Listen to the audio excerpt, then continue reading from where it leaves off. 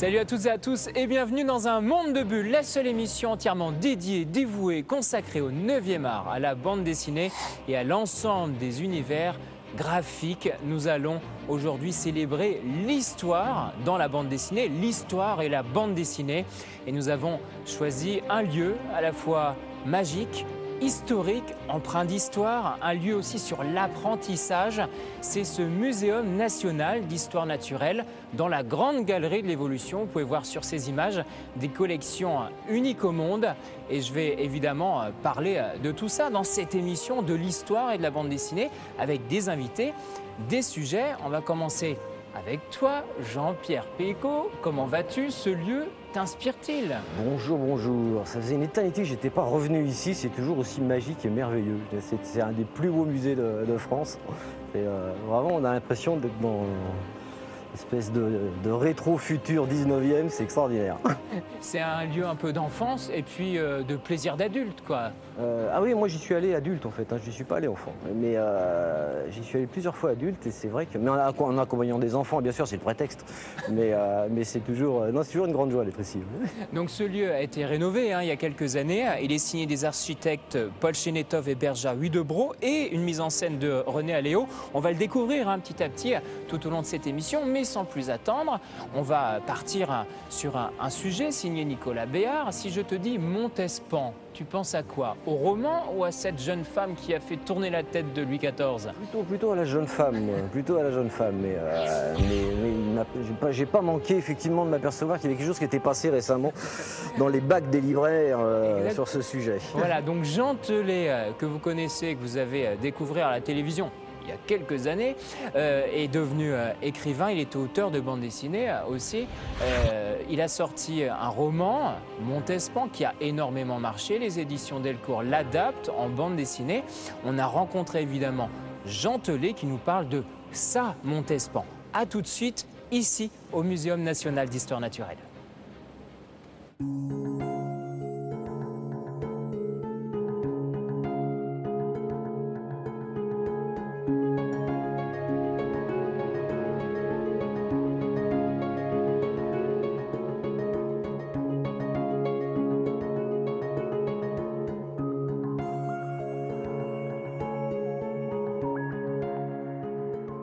C'était une idée d'éditrice de Maria Smirnov, qui est une éditrice de bande dessinée, qui un jour m'a demandé est-ce que tu serais d'accord qu'on adapte le Montespan en bande dessinée? J'ai fait bah oui, bien sûr, mais ça dépend quel dessinateur, évidemment.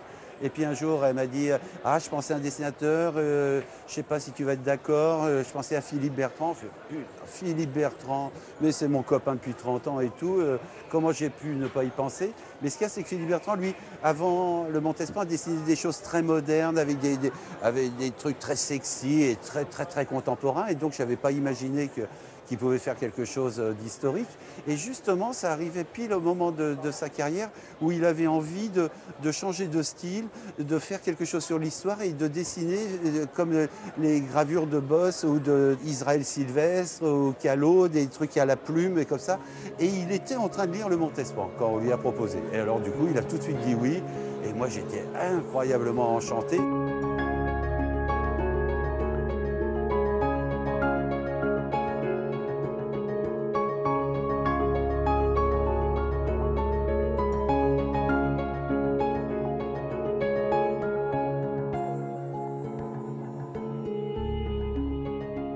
Même si c'est une grosse bande dessinée, 110 pages couleur, c'est un gros livre, mais mon roman faisait 350 pages, donc évidemment, il faut tailler, il faut virer des personnages, des scènes. Philippe a décidé d'enlever Molière, par exemple, d'enlever un tas de personnages de mon roman, et il fallait, et il a bien eu raison. Puis choisir, c'est éliminer, et à chaque fois, il me disait, mais peut-être que tu vas être fâché, j'enlève ceci, j'enlève cela. Je lui disais, fous-toi la paix et tout.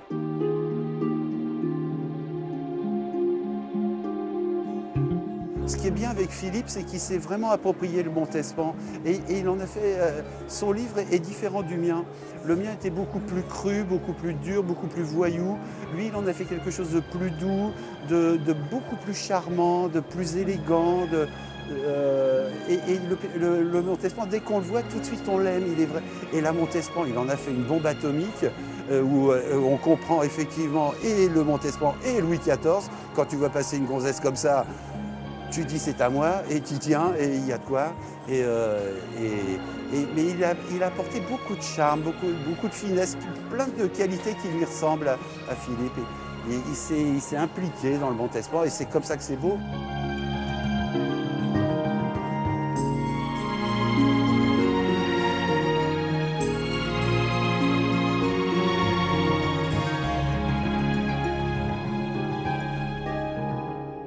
Pendant l'écriture, je me rendais compte de ça, parce que notamment il y avait l'élection de Sarkozy qui arrivait et tout, et où Sarkozy et Louis XIV, je trouve qu'il y a quand même des parallèles.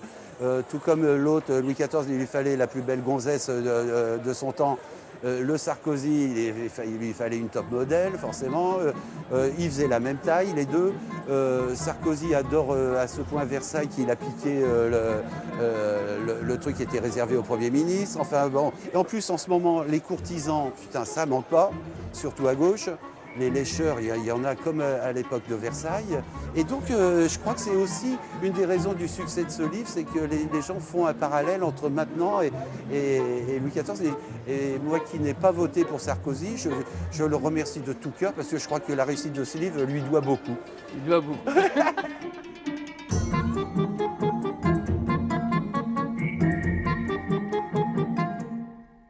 De retour de la cour du Roi Soleil, on a pu découvrir l'adaptation du Montespan de Jean Telet en bande dessinée aux éditions Delcourt. On est donc ici, Jean-Pierre, dans cette grande galerie de l'évolution.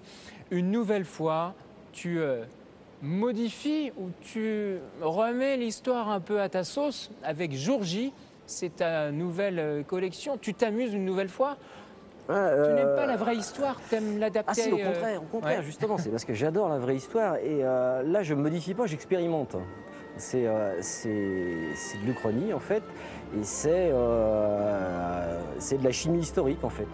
On met à partir d'une situation donnée, à partir d'une époque, on met un peu de rouge, un peu de vert, un peu de bleu et on regarde ce que ça fait, si ça explose, si ça explose pas.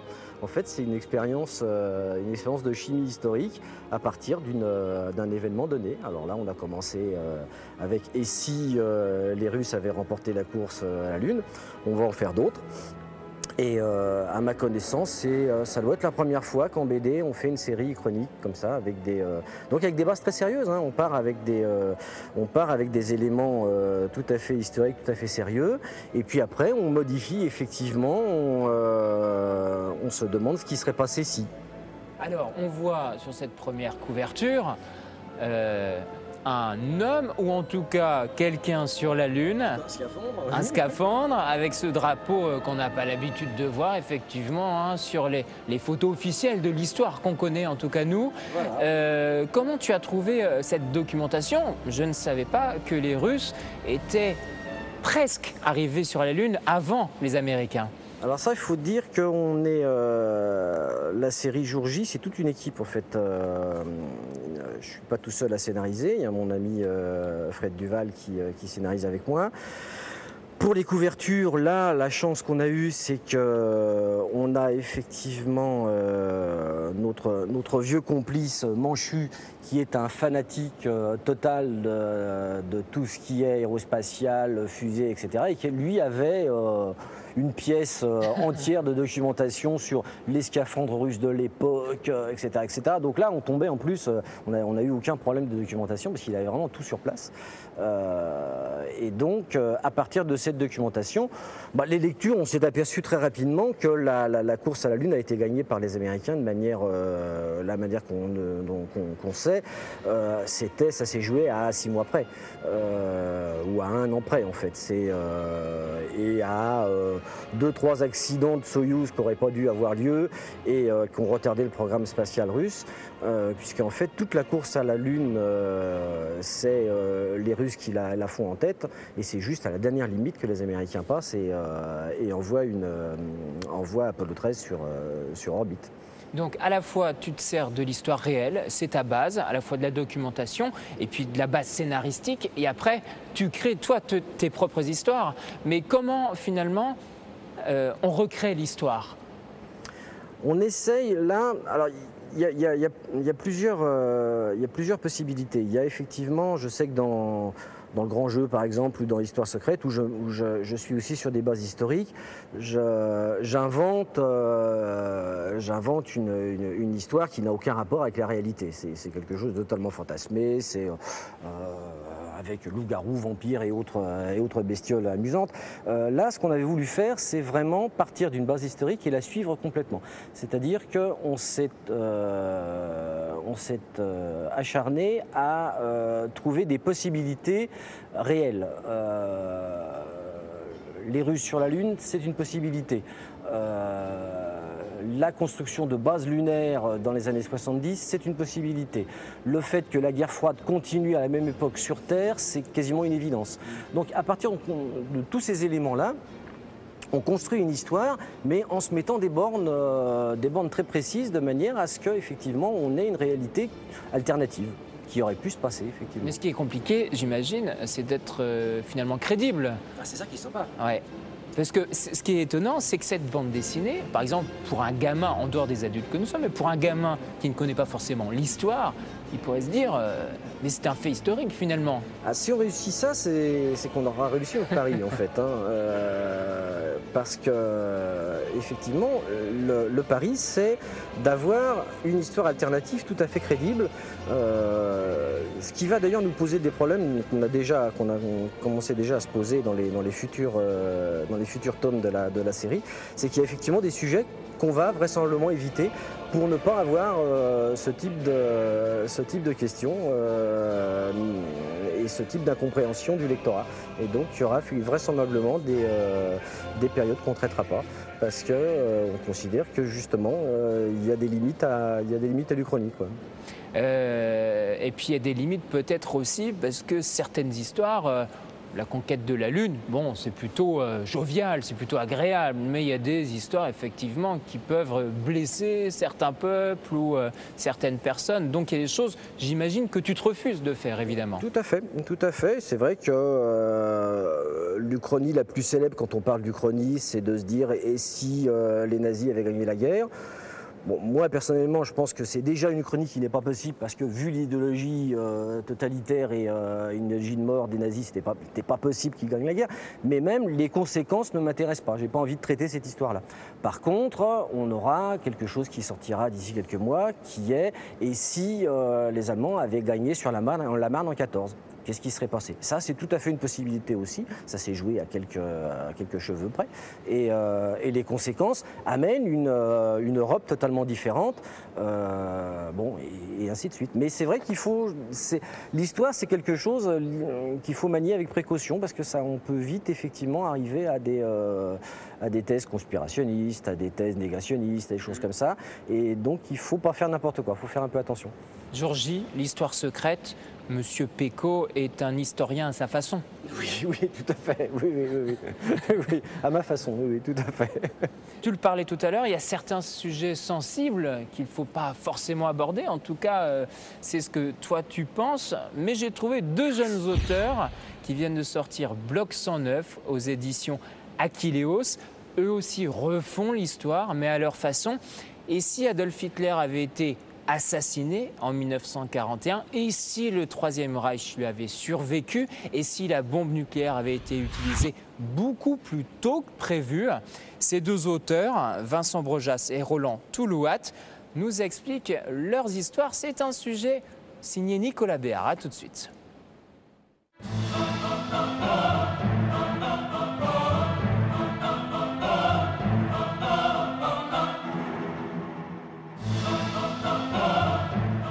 Le monde alternatif de Bloc 109 sort tout droit d'un cauchemar. À Hitler a succédé Himmler. Le Troisième Reich a survécu. Les nazis ont la bombe et s'en servent. «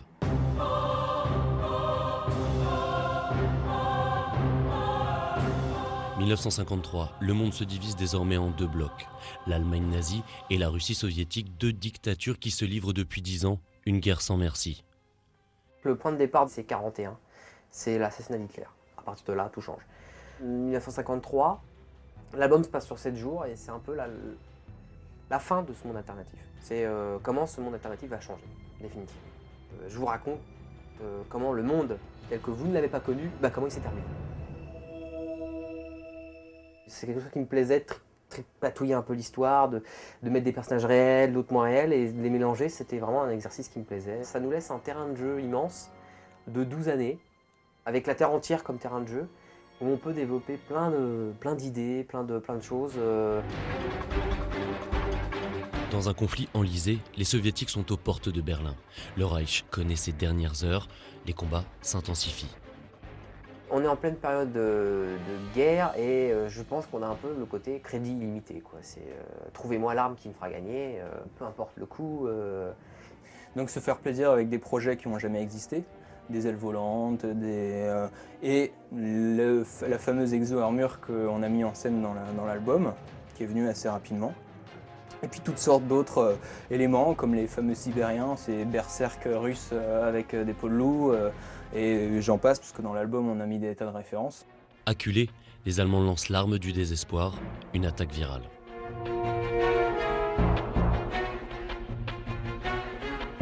Au fil des pages, les influences de Vincent Brugjas et de Ronan Toulouat se précisent. Un solide background historique, mais aussi le cinéma fantastique et quelques emprunts aux comics. C'est parti en fait à la base surtout l'idée du sérum du super soldat, qui est celui de Captain America par exemple. Moi je trouvais que ça collait très bien aux nazis qui voulaient des surhommes. Et il y a aussi énormément de références de la masse de films qui nous ont nourris étant ados, enfants et ados. Et parmi ceux-là, il y a 28 jours plus tard, et la manière un peu particulière de montrer des zombies qui sont justement atteints par un virus et qui sont survitaminés en fait.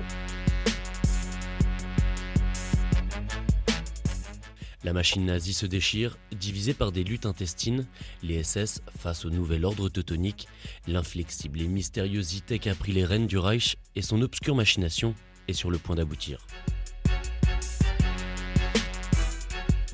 J'avais vraiment envie de montrer que tout n'est pas noir, tout n'est pas blanc, et je commence mon histoire en mettant des personnages bien noirs, bien blancs. Et mon idée était de les rendre gris peu à peu. C'est montrer comment, derrière les grands salauds, ça se trouve, des fois, il se cache des choses. Bon. Il a ses raisons, il est au pouvoir pour certaines raisons, il est arrivé au pouvoir pour d'autres raisons aussi. Il a son passé, qui est douloureux, et il a son plan qu'il met en place dans cet album. Et voilà, et donc, et en fin de compte, c'est pas un grand méchant, pas forcément un grand méchant, c'est plus que ça.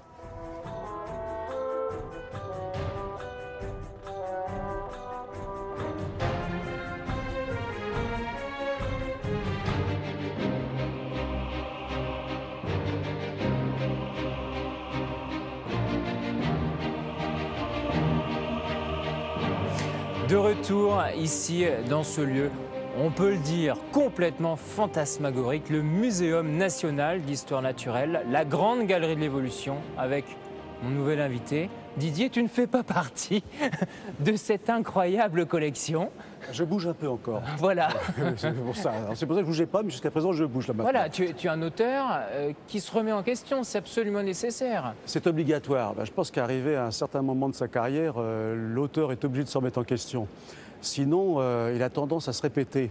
Et ce qu'on demande à un auteur, c'est de ne pas se répéter et cependant d'amener toujours sa patte, son style, son ton, ses ingrédients.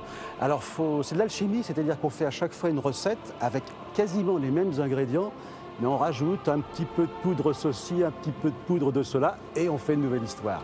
Didier, si je te dis histoire et bande dessinée, ou histoire dans la bande dessinée, j'imagine que ça te touche particulièrement. Oui, ça me touche parce que je suis arrivé à la bande dessinée quand j'étais très très jeune et un lecteur du journal Tintin par l'histoire. Mes maîtres s'appelaient Jacques Martin avec Alix et j'adorais ce genre d'histoire, j'adorais les histoires du Chevalier Blanc des Funken, ça me faisait rêver. Et je suis aussi passé à la littérature populaire avec Ivanhoé, avec toutes ces histoires, ces aventures médiévales. Et c'est pour ça que je suis tombé dans la marmite dès que j'étais gamin. Et je n'ai jamais pu envisager, en ce qui me concerne, la bande dessinée sans l'histoire. Qu'est-ce que t'apporte l'histoire? C'est à la fois, je sais pas, un ingrédient, comme on le disait, du socle scénaristique que tu développes, et en même temps, tu te permets, toi, après, de déformer, de malaxer dans tous les sens l'histoire. Bah, je suis un petit peu... j'ai beaucoup aimé la phrase de Dumas qui disait « On a le droit de violer l'histoire à condition de lui faire des beaux enfants ». Alors, moi, je me régale parce que, comme j'aime l'histoire de France, ou même l'histoire universelle, tout simplement, je sais qu'elle est tout à fait fausse. Elle est tout à fait fausse parce qu'elle est chroniquée, elle a été donc digérée par des chroniqueurs, et puis en plus qui ont été des sociologues ou des politologues et qui nous ont apporté une histoire qui nous a gavés, on s'est gavé d'une histoire qui était la leur. Alors je prends cette histoire-là et je fais un voyage dans le temps, j'y apporte moi ma vision des choses, et je fais donc de l'histoire buissonnière. Buissonnière, tu as bien raison. Je vais citer quelques-uns: Triangle secret, Inri, Vinci, toutes ces séries que tu as développées rentrent dans l'histoire, empruntent les chemins de l'histoire, mais surtout les coursives, les petits couloirs, ceux qu'on ne connaît pas forcément ou qui nous ont été dissimulés. Oui, parce qu'il y a beaucoup de choses qui sont sinon dissimulées, sinon mises sous silence. Par exemple, si on prend le personnage de Vinci, que j'ai traduit en 2 albums avec Gilles Chaillet, le personnage de Vinci m'intéresse depuis que je suis gamin. Et je croyais que c'était une icône, un grand géant blond, magnifique et quasiment christique. Et quand je me suis intéressé réellement au personnage et que j'ai fouillé dans le personnage, j'ai vu un côté très sombre et très obscur de son âme. J'ai vu que le personnage avait d'ailleurs été inquiété pour viol d'un mineur. J'ai vu que le personnage avait des secrets, qu'il était un enfant illégitime, qu'il avait fait la peinture parce qu'on ne lui avait pas permis de faire autre chose. Et c'est pour ça que le personnage m'a intéressé, parce que j'aime bien les personnages qui ont plusieurs facettes. J'aime pas les personnages lisses. Et ce personnage, jusqu'à l'âge de 49 ans, était un géant. Il mesurait près de 2 mètres, il se teignait les cheveux, s'habillait en rose, en pourpre, en blanc. Il fabriquait lui-même ses vêtements, il jouait de la lyre. Et du jour au lendemain, entre 49 et 50 ans, il a cessé de se teindre les cheveux, il s'est laissé pousser la barbe et il est devenu cet ermite sage, philosophe que l'on connaît maintenant. Et je me suis dit, là, il s'est passé quelque chose. Et c'est là où moi, j'interviens. Et je me mets à côté du Vinci, j'étudie sa vie et je dis tiens, je sais ce qui s'est passé. Didier, tu es scénariste de nombreuses séries, comme je l'ai dit. Est-ce que tu es un peu Dieu sur terre, ton propre Dieu? Je crois qu'un scénariste est un Dieu dans le temps qui lui est imparti pour écrire. Puisqu'on est un créateur et on crée des personnages, on crée des situations, on crée des mondes. Alors c'est magnifique, effectivement, on est Dieu. Alors on est des dieux passagers parce qu'une fois qu'on a terminé son scénario, on referme le livre, on redevient un homme avec toutes ses angoisses, toutes ses inquiétudes, tous ses stress. Mais c'est vrai que pendant quelques temps, moi je suis Dieu dans l'année, oui. J'avoue que c'est pas mal. J'avoue qu'il doit bien, ça doit être sympa de sa part d'avoir fait ce qu'il a fait, c'est sûr. Faut pas être Et mal. ce qui est formidable, on est un peu dans une arche de Noé fabuleuse ici. Toi aussi, tu crées ton arche de Noé avec tous ces ouvrages. Parce que, en étant gentil, je suis gentil avec toi, tu vas rester au-delà de ta propre histoire, dans les bibliothèques, dans les mains de plusieurs générations. Tu te rends compte de ça un petit peu? Alors, je ne m'en rendais pas compte jusqu'à présent. En vieillissant, je m'en rends compte. Alors, je m'en rends compte pourquoi? C'est parce que maintenant, des jeunes, des lecteurs que je dis, tiens, ils ont une quarantaine d'années, qui viennent se faire dédicacer, disent « Oh, moi, mon père vous lisait dans Tintin ». Alors je dis, bon, effectivement, voilà, je vois les générations, je vais bientôt voir les petits-enfants. Alors j'ai pris conscience du temps qui est passé et modestement de la marque que j'avais imposée à un moment donné. Alors c'est très plaisant, c'est vrai que c'est très plaisant, puis c'est un petit peu angoissant aussi parce qu'on se dit, bon, le temps est passé. je vais me retirer, mais au moins j'aurais laissé quelque chose. J'aurais laissé quelque chose, donc c'est cette pérennité de soi qu'on laisse, et c'est à la fois agréable, à la fois angoissant. Bon Didier, merci à toi. Merci de nous avoir laissé un peu d'empreinte ici dans ce lieu d'histoire. Ton empreinte et tes ingrédients à toi. On va conclure cette émission avec un nouveau sujet signé Nicolas Béard. Il s'est rendu à l'Historial de Péronne qui a pris, je trouve, une agréable habitude de faire des expositions autour de la bande dessinée. La dernière en date est consacrée à Fritz Haber, une série aux éditions Delcourt qui narre l'histoire de l'inventeur de l'arme chimique. Mais s'est-il rendu compte à l'époque de ce qu'il avait vraiment inventé? Récit de Nicolas Béard.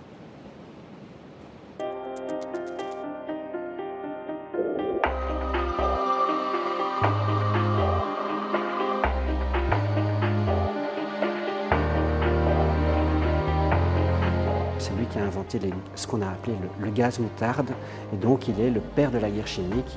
Il est le premier en 1915 à employer des gaz de combat, d'abord des attaques au chlore en 1915 et puis dès 1917 une formule gazée encore plus performante et plus dangereuse, l'hypérite, le gaz moutarde. Et puis après, dans les années 20, il a étudié un autre gaz, un insecticide qu'il a appelé le zyklon A, B, C et D, dont le fameux zyklon B est connu pour être le gaz qui a servi dans les exterminations. Il ne comprenait pas comment tous les scientifiques du monde entier ne voulaient pas lui serrer la main. Effectivement, c'était quelque chose une espèce de naïveté du personnage peut-être. Oui. Il a toujours cru que son attaque chimique était une bonne chose pour la guerre et son raisonnement était que c'était une façon de mettre une fin rapide au conflit et de sauver des vies par là même. Évidemment, il pensait vraiment que son attaque chimique ferait plus peur que de dégâts mortels.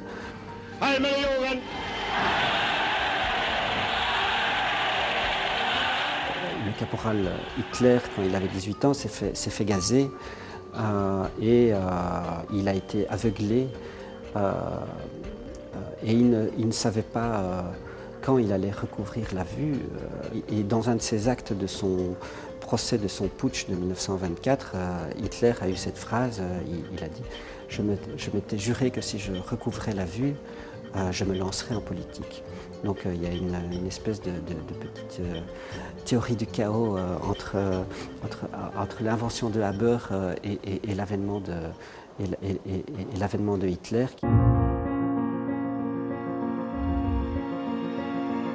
Mon parti pris était de parler de la guerre en parlant de juifs allemands. C'était une façon de parler de la guerre au travers un personnage qui avait un problème d'identité.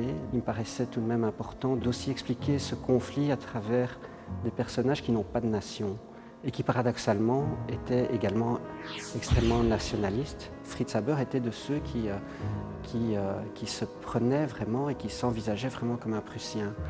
Et ce n'est qu'à la fin qu'à l'avènement du nazisme en 1933 qu'il va comprendre qu'il s'est trompé et qu'il va devoir partir et qu'il va devoir s'exiler.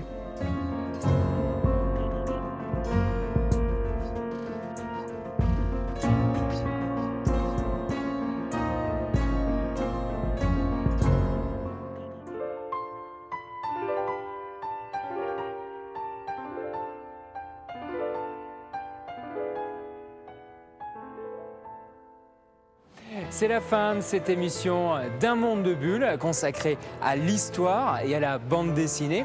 Merci de nous avoir suivis. Les rendez-vous incontournables de l'émission, c'est le site unmondedebulle.com pour toutes les infos sur le 9e art, publicsena.fr pour toutes les vidéos et les podcasts gratuits et limités. Et évidemment, tous les jeudis matins, ma chronique Coup de cœur dans le quotidien Métro. Je tenais à remercier personnellement toutes les équipes du Muséum national d'histoire naturelle et de cette grande galerie d'évolution de nous avoir accueillis. Ciao et à la semaine prochaine.